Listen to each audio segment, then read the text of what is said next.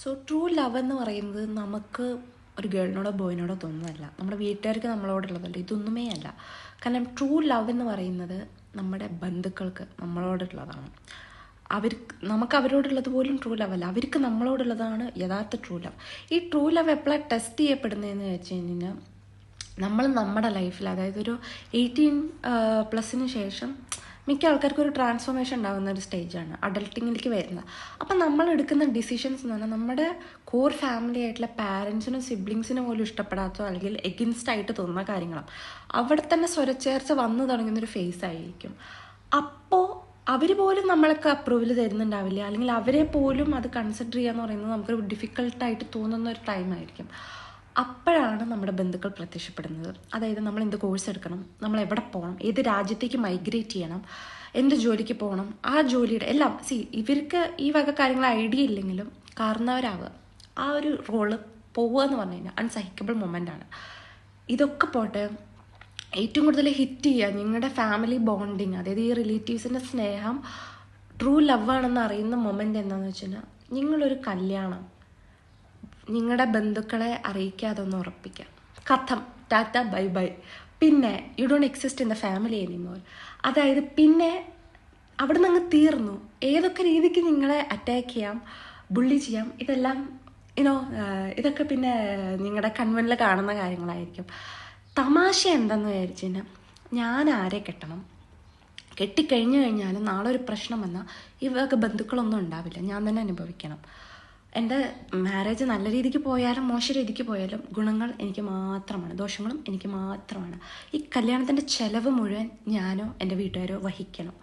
പിന്നെ ഈ കല്യാണത്തിൻ്റെ എല്ലാ വക സ്ട്രെസ്സുകളും, അതായത് ഒരു പെൺകുട്ടിയെ സംബന്ധിച്ചെന്ന് പറഞ്ഞു കഴിഞ്ഞാൽ അവളുടെ വീട് വിട്ടു പോവുകയാണ്. അതായത് അവളുടെ വീട്ടിൽ അവൾക്ക് സമാധാനമില്ല. ഇനി അവൾക്ക് ചെന്ന് കയറുന്ന വീട്ടിലെ അവസ്ഥ കണ്ടറിയണം കോശി എന്ന് പറഞ്ഞതാണ്.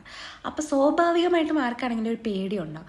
പിന്നെയെന്ന് പറഞ്ഞാൽ നമ്മൾ ഇന്ന് കാണുന്ന ന്യൂസ് മതി, പേടിയില്ലാത്തവർക്ക് പോലും, അതായത് കല്യാണം കഴിക്കണമെന്ന് തോന്നുന്നവർക്ക് പോലും കല്യാണം വേണ്ടെന്ന് പറയുന്നതിൻ്റെ ഒരു റീസൺ നമ്മൾ കാണുന്ന ന്യൂസാണ്. സോ അത്രയും പേടിയിൽ നിന്ന് വരുന്ന ഒരു പെൺകുട്ടി, മിക്ക പെൺകുട്ടിയോടും അങ്ങനെയായിരിക്കും. ഇനി നമ്മൾ എത്രയൊക്കെ പ്രോഗ്രസീവ് എന്ന് പറഞ്ഞാലും പെൺകുട്ടി ഡിവോഴ്സ് എന്നൊരു ഓപ്ഷൻ ഉണ്ട്, എന്നാലും നമുക്ക് പേടി ഉണ്ടാവും.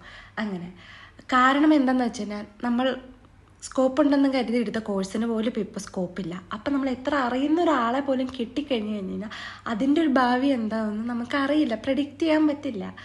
അങ്ങനെയുള്ളൊരു ഇതെന്നാണ് ഇന്നത്തെ കപ്പിൾസ് തന്നെ, അതായത് രണ്ടുപേരും പാർട്ട്നേഴ്സ് തന്നെ അങ്ങനത്തെ ഒരു കുറേ ഇൻസെക്യൂരിറ്റി സ്ട്രഗിൾസ്, പേഴ്സണൽ സ്ട്രഗിൾസ് എന്ന് പറഞ്ഞാൽ എല്ലാവരുടെയും കരിയർ സിങ്ക് ചെയ്തുകൊണ്ടിരിക്കുകയാണ്. ഫൈനാൻഷ്യൽ സ്ട്രഗിൾ, ഹെൽത്ത് ഇഷ്യൂസ്, അങ്ങനെ കുറേ പേഴ്സണൽ ഇഷ്യൂസായിട്ട് നമ്മൾ ജീവിച്ചുകൊണ്ടിരിക്കുകയാണ്.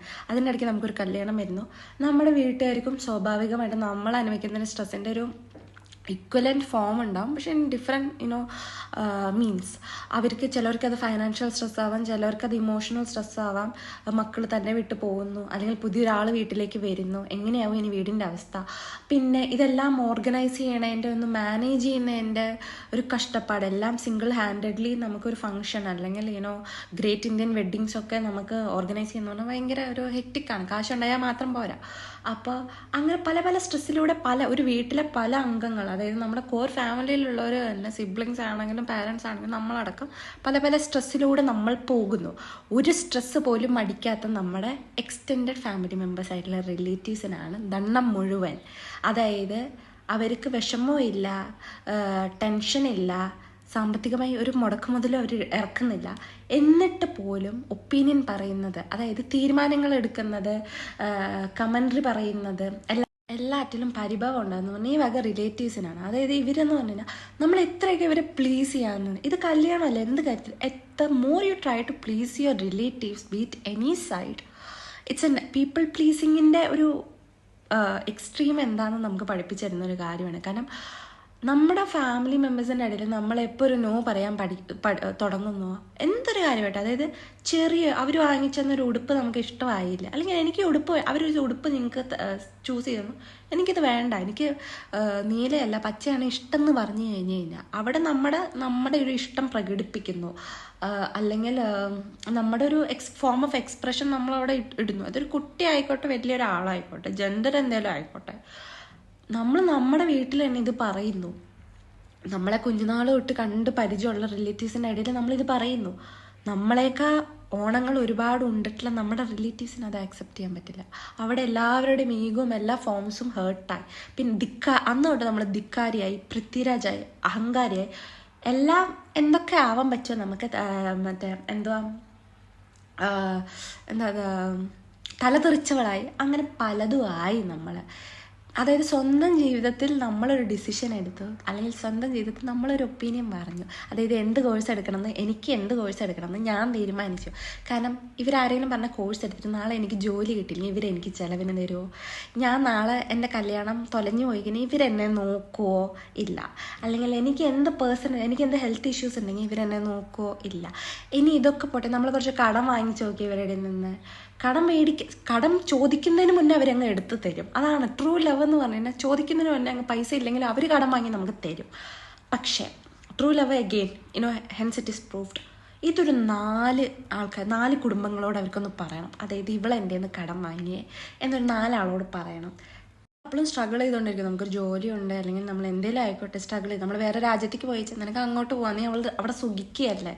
കടം വാങ്ങിയ പൈസ തിരിച്ചു തരാനേ ബുദ്ധിമുട്ടുള്ളൂ. അതായത് പൈസ തിരിച്ചു കിട്ടണോ ഇല്ലയെന്നല്ല, നമ്മളെ പോക്കിയാനുള്ള. അതായത് നമ്മൾ ജീവിതത്തിൽ ഒരിക്കലും അവരേക്കാൾ മേലെ ആവരുത്. അല്ലെങ്കിൽ വി ഷുഡ് ഓൾവേസ് സ്ട്രഗിൾ, അല്ലെങ്കിൽ we should be under dum. അവരെന്ത് പറയുന്നതും കേട്ടിട്ട് ഒരു അടിമ പോലെ നമ്മൾ നിൽക്കണം. അല്ലെങ്കിൽ നമുക്ക് നമ്മുടേതായിട്ടുള്ള ഒരു ഫ്രീഡം ഉണ്ടാവരുത്.